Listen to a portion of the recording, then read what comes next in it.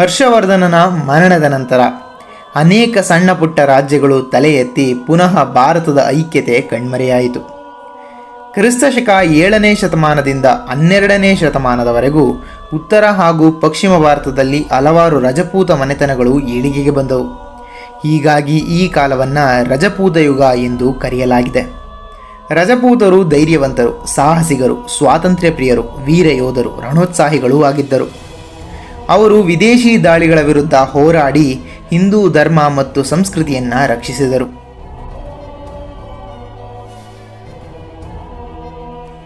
ಗುರ್ಜರರ ಪ್ರತಿಹಾರರು.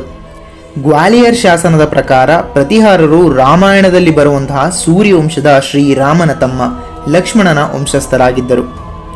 ಲಕ್ಷ್ಮಣನು ಮೇಘನಾಥನ ಸೈನ್ಯವನ್ನು ಹಿಮ್ಮೆಟ್ಟಿಸಿದ್ದರಿಂದಾಗಿ ಅವನನ್ನು ಪ್ರತಿಹಾರಿ ಎಂದು ಕರೆಯಲಾಯಿತು. ಪ್ರತಿಹಾರರು ಒಂದು ಗುರ್ಜರರ ಶಾಖೆ. ಪ್ರತಿಹಾರರಲ್ಲಿ ಕನೌಜಿನ ಪ್ರತಿಹಾರರು ಮತ್ತು ಉಜ್ಜಯಿನಿಯ ಪ್ರತಿಹಾರರು ಎಂಬೆರಡು ಶಾಖೆಗಳಿದ್ದವು.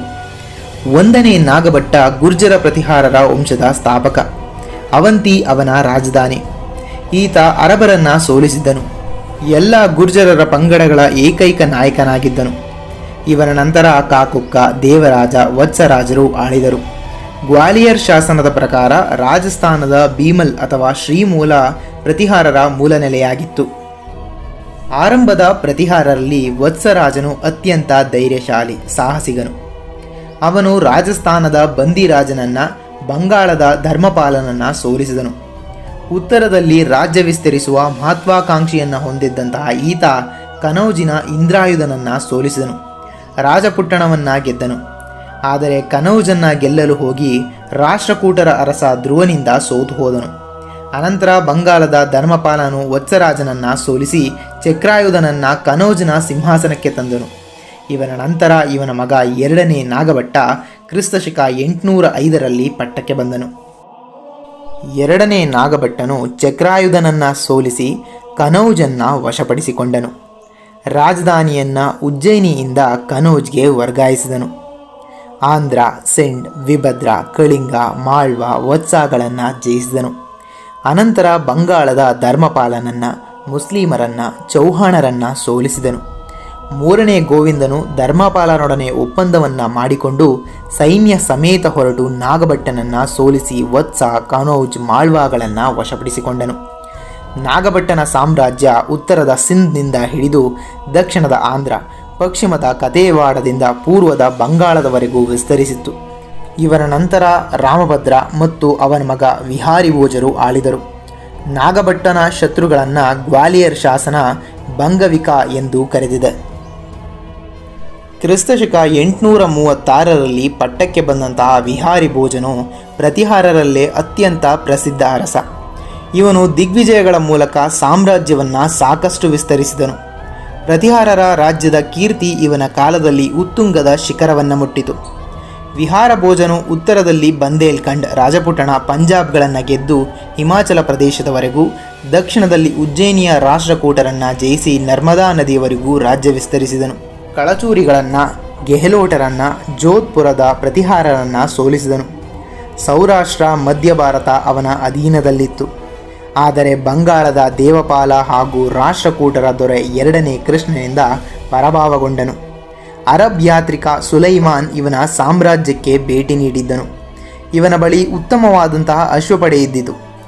ನಾಣ್ಯಗಳ ಮೇಲೆ ಇವನ ಬಿರುದಾದಂತಹ ಆದಿವರ ಹಾವು ಇವನು ವಿಷ್ಣು ಭಕ್ತನೆಂದು ಹೇಳುತ್ತದೆ. ಭೋಜಪಟ್ಟಣವನ್ನು ನಿರ್ಮಿಸಿದನು. ಇವನ ನಂತರ ಇವನ ಮಗ 1ನೇ ಮಹೇಂದ್ರಪಾಲನು ಕ್ರಿಸ್ತಶಕ 885ರಲ್ಲಿ ಅಧಿಕಾರಕ್ಕೆ ಬಂದನು. ಪ್ರತಿಹಾರಿಗಳಲ್ಲಿ ಮಹೇಂದ್ರಪಾಲನು ಕಡೆಯ ಶ್ರೇಷ್ಠ ಅರಸ. ಈತನು ಮಗಧ ಮತ್ತು ಉತ್ತರ ಬಂಗಾಳವನ್ನು ಗೆದ್ದುಕೊಂಡು ಪಾಲರಾಜ್ಯವನ್ನು ದುರ್ಬಲಗೊಳಿಸಿದನು. ಸೌರಾಷ್ಟ್ರ ಅವನ ಅಧೀನಕ್ಕೆ ಬಂದಿತು. ಇವನಿಗೆ ನಿರ್ಭಯ ರಾಜ, ಮಹಿಷಪಾಲ ಎಂಬ ಬಿರುದುಗಳಿದ್ದವು. ಮಹೇಂದ್ರಪಾಲನು ಸಾಹಿತ್ಯದಲ್ಲಿ ಅಭಿರುಚಿ ಹೊಂದಿದ್ದನು. ಇವನ ಆಸ್ಥಾನದ ಖ್ಯಾತ ಸಂಸ್ಕೃತ ಪಂಡಿತನಾದಂತಹ ರಾಜಶೇಖರನು ಕಾವ್ಯಮೀಮಾಂಸ, ಕರ್ಪೂರ ಮಂಜರಿ, ವಿಧಿಪಾಲ ಬಾಂಜಿಕ, ಹರಿವಿಶಾಲ, ಭುವನಶೋಕ, ಬಾಲರಾಮಾಯಣ, ಬಾಲಭಾರತ ಎಂಬ ಕೃತಿಗಳನ್ನು ರಚಿಸಿದನು. ಕರ್ಪೂರ ಮಂಜರಿ ಅತ್ಯಂತ ಶ್ರೇಷ್ಠ ಭಾರತೀಯ ಸುಖಾಂತ ನಾಟಕಗಳಲ್ಲಿ ಒಂದಾಗಿದೆ. ಮಹೇಂದ್ರಪಾಲನ ನಂತರ ಪಾರಮರರು ಅವನತಿಗೊಂಡರು. ಸಿಂಹಾಸನಕ್ಕಾಗಿ ಯಾದವಿ ಕಲಹಗಳ ನಡುವೆ ಅವರ ಸಾಮಂತರು ಪ್ರಬಲರಾದರು. ಮಹೇಂದ್ರಪಾಲನ ನಂತರ 2ನೇ ಮಹಿಪಾಲ, 2ನೇ ಭೋಜ, 2ನೇ ವತ್ಸರಾಜರು ಹೀಗೆ ಮುಂತಾದವರು ಆಳಿದರು. ಕ್ರಿಸ್ತಶಕ 1090 ವೇಳೆಗೆ ರಾಥೋಡಿನ ರಜಪೂತರು ಕನೌಜನ್ನು ವಶಪಡಿಸಿಕೊಂಡು ಪ್ರತಿಹಾರರನ್ನು ಅವನತಿಗೊಳಿಸಿದರು. ಕ್ರಿಸ್ತಶಕ 10ನೇ ಶತಮಾನದ ಕಡೆಯಲ್ಲಿ ಪ್ರತಿಹಾರರನ್ನು ಮೂಲೆಗುಂಪು ಮಾಡಿ ಕನೌಜನ್ನು ಆಕ್ರಮಿಸಿದಂತಹ ಗೆಹಡವಾಲರು ಏಳಿಗೆಗೆ ಬಂದರು. ಬನಾರಸ್, ಬೌದ್ಧ, ಪ್ರಯಾಗ್, ರೆಹಲಗಳನ್ನು ಆಳಿದರು. ಅವರು ಸಾಹಸಿಗರು, ಶಕ್ತಿಶಾಲಿಗಳು. ಗೆಹಡವಾಲರನ್ನು ಕೆಲವರು ಪಾಲಶಾಖೆಯವರೆಂದು, ರಾಷ್ಟ್ರಕೂಟ ಸಂತತಿಯ ಒಂದು ಉಪಶಾಖೆ ಎಂದು ಹೇಳಿದ್ದಾರೆ. ಮತ್ತೆ ಕೆಲವರು ಇದು ಪ್ರತ್ಯೇಕ ವಂಶವೆಂದು ಹೇಳಿದ್ದಾರೆ.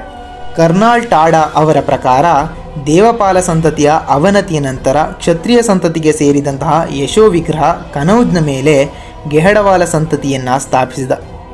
ಈತ ಕಳಚೂರಿಯ ಲಕ್ಷ್ಮೀಕಾಂತನನ್ನು ಸೋಲಿಸಿದನು.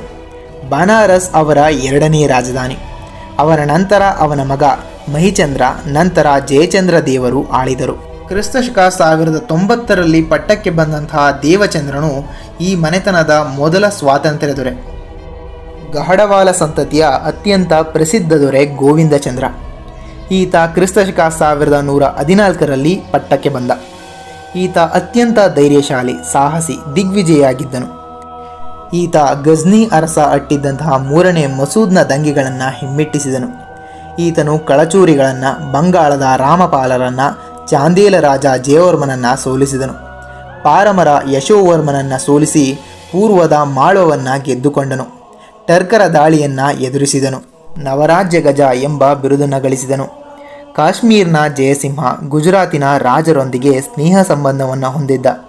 ಗೋವಿಂದಚಂದ್ರನು ಸಾಹಿತ್ಯ ಅಭಿಮಾನಿಯಾಗಿದ್ದು ಅವನ ಆಸ್ಥಾನದ ಮಂತ್ರಿ ಲಕ್ಷ್ಮೀಧರ ಕೃತ್ಯ ಕಲ್ಪತರು ಎಂಬ ನ್ಯಾಯಶಾಸ್ತ್ರ ಕೃತಿಯನ್ನು ರಚಿಸಿದ್ದನು.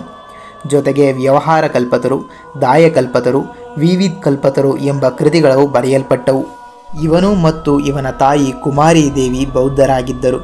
ದೇವಿಚಂದ್ರನ ನಂತರ ಅವನ ಮಗ ವಿಜಯಚಂದ್ರನು ಅಧಿಕಾರಕ್ಕೆ ಬಂದನು. ಅನಂತರ ಕನೌಜಿನ ಕಡೆಯ ರಾಜನಾದಂತಹ ಜಯಚಂದ್ರ ಆಳಿದನು. ಈತ ಪೃಥ್ವಿರಾಜ್ ಚೌಹಾನ್ನೊಂದಿಗೆ ವೈರತ್ವವನ್ನು ಹೊಂದಿದ್ದ. ಹೀಗಾಗಿ ಪೃಥ್ವಿರಾಜನು ಜಯಚಂದ್ರನ ಮಗಳಾದಂತಹ ಸಂಯುಕ್ತಳನ್ನು ಅಪಹರಿಸಿ ವಿವಾಹವಾದನು. ಈ ದ್ವೇಷಕ್ಕಾಗಿ 1192 ನಡೆದಂತಹ 2ನೇ ತೈರಾನ್ ಕದನದಲ್ಲಿ ಪೃಥ್ವಿರಾಜ್ಗೆ ಸಹಾಯ ಮಾಡಲಿಲ್ಲ. ಮೊಹಮ್ಮದ್ ಗೋರಿ ಪೃಥ್ವಿರಾಜನನ್ನು ಸೋಲಿಸಿದ್ದಲ್ಲದೆ ಜಯಚಂದ್ರನನ್ನು ಸಹ ಸೆರೆ ಹಿಡಿದು ಕೊಂದನು.